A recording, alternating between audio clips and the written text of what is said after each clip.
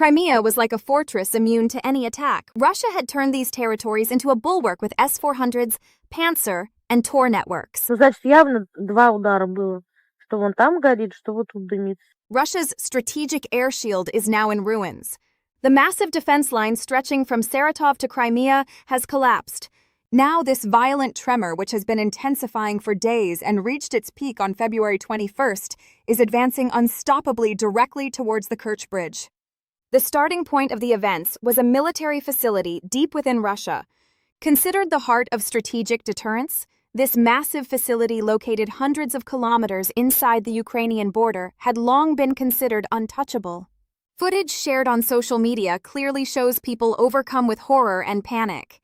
Reports and satellite data indicate that the base's air defense network was breached, and the strategic bomber fleet inside was directly targeted. According to details reflected in intelligence channels, at the time of the attack, a Tu-95MS and a Tu-160 aircraft belonging to the Engels Air Base were on the runway. However, the explosions at the Engels base were only the first phase of a much larger and more complex operation.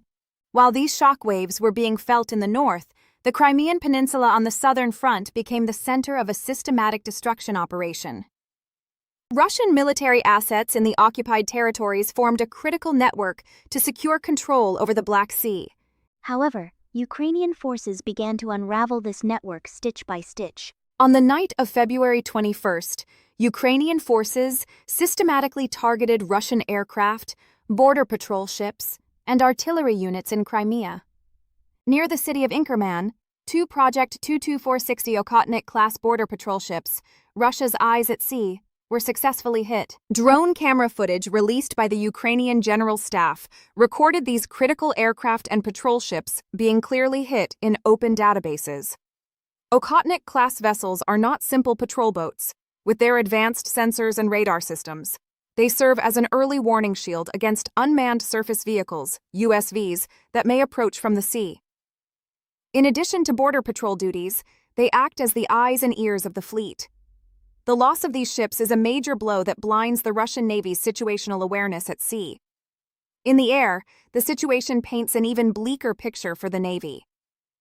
Two B-12 amphibious aircraft, located on the grounds of the Yevpatoria aircraft repair plant, were also among the targets of this coordinated operation. B-12 aircraft were one of the Black Sea Fleet's key assets for tracking underwater and surface movements used in anti-submarine warfare and maritime patrol missions. This blow to Crimea's defense architecture was the final phase of a wave of intense UAV attacks that began with strikes on the Kacha airfield. This operation, which began on the night of February 17th and caused the Panzer S-1 and S-300 Taurus S-400 systems in the region to work intensively, aimed to render a strategic base from which Russia launched its own UAVs inoperable. The successive explosions echoing across the Sevastopol and Kerch regions prove that this massive air defense umbrella has been breached, blinding radars, silencing early warning systems, and sinking patrol units. These attacks are not accidental. Rather, they are the preliminary cleanup phase of a much larger and more destructive move, as described in military literature. When all these factors come together, the Russian army's defensive shield over the peninsula is plunged into severe chaos. With these systems gone, a massive highway has been built for Ukrainian USVs in the dark waters of the Black Sea. The insecurity of the bombers in Engels, combined with the blinding of the patrol eyes in Crimea, creates a massive strategic void that will fundamentally change the course of the war. The main target of this operational highway is the Kerch Bridge, a concrete monument to Putin's imperial vision, representing much more than a military and logistical transit point. The heavy blows to the Crimean shield, which can reach an impressive operational depth of 1,400 kilometers and carry a 1,000-kilo special armor-piercing warhead, have removed the obstacles in front of the new generation Flamingo missiles. With a range of over 3,000 kilometers, a 1,150-kilo warhead, and high-speed dive profiles, these missiles lock onto the bridge's reinforced concrete pillar. Upon impact, they do not merely destroy the surface. They have the potential to shake the structural integrity of the main supporting columns from within with the immense shockwave they generate. The real danger accompanying this destructive force in the sky from the dark waters of the Black Sea is the Toloka-1 unmanned naval vehicle, which harbors a destructive power capable of sinking main structures with its massive 5,100 km warhead.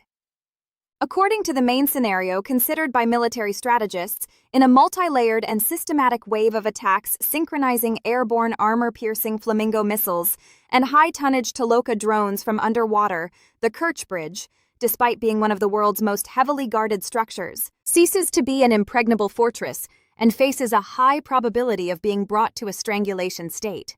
Sustaining long-term difficult-to-repair damage is a highly plausible scenario. Flamingo and Toloka are now locked onto the Kerch Bridge without a radar network to detect them or an air defense umbrella to stop them.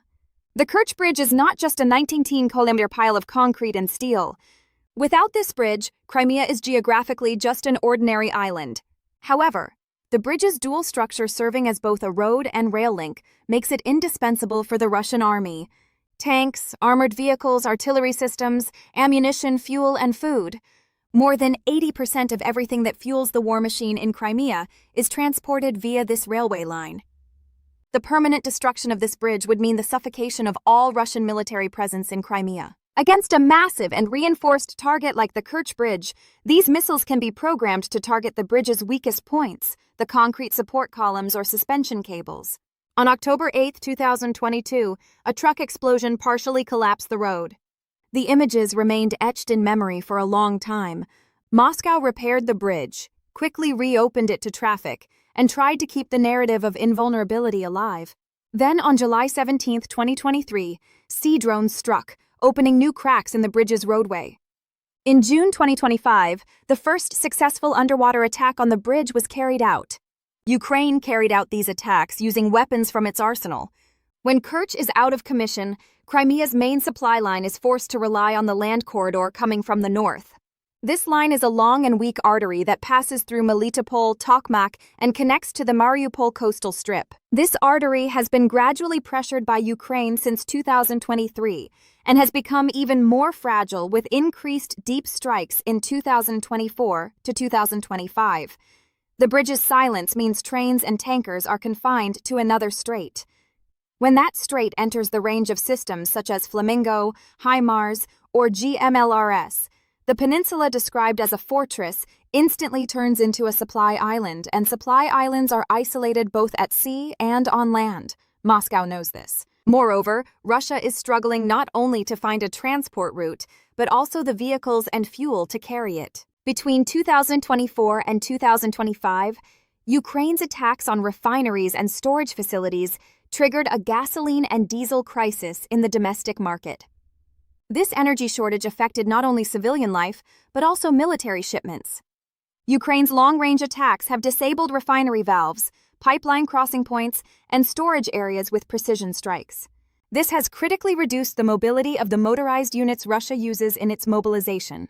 If in such an environment, the Kerch Bridge is hit again and rendered inoperable for a long time, the military structure in Crimea will cease to be a peninsula and effectively become a supply island. And like any island isolated on land, it will first collapse morally and then become a strategic burden. At this point, keeping the garrisons there becomes a risk that carries the responsibility of feeding them, because cutting the railway line means that as an alternative, hundreds of trucks would have to travel for days on narrow roads. This disrupts the rhythm of ammunition, fuel, and reinforcements reaching the front line. This rhythm is the nervous system of war. When the rhythm of fire is disrupted, intensity drops. When intensity drops, positions fall silent. Silence corrodes the defense line. At the end of this chain, the military structure of approximately 100,000 people in Crimea faces the risk of melting down, both morally and physically, within an increasingly narrowing circle. Tactical failures on the battlefield cause deep turmoil behind the Kremlin's closed doors. The loss of strategic assets one by one, the evaporation of control over the Black Sea, and the increasingly heavy sword hanging over the Kerch Bridge have replaced cool-headed calculations in Russian leadership with blind panic. The Moscow administration is freaking out. The army's inability to provide a meaningful military response to Ukraine's strategic depth operations is pushing them into a desperate cycle of retaliation. This desperation has turned into a dangerous geopolitical game, targeting not only Ukrainian cities, but also global economic balances and international capital directly. On the home front, the repercussions of this situation are even more devastating.